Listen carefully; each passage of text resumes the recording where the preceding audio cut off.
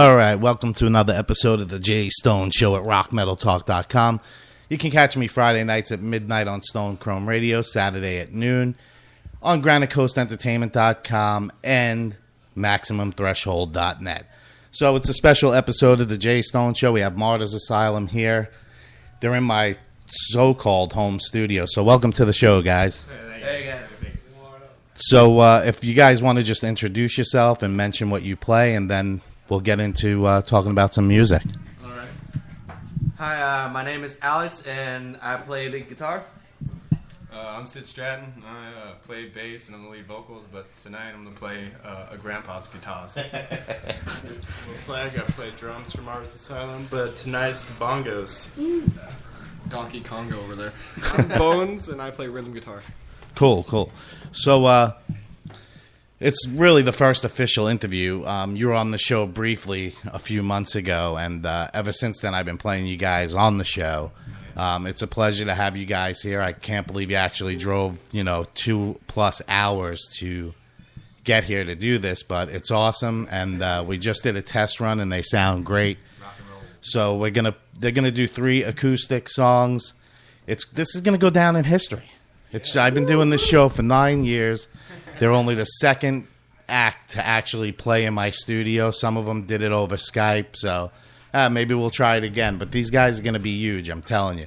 So you guys just got picked up to go out on tour, so why don't one of you guys tell us about that?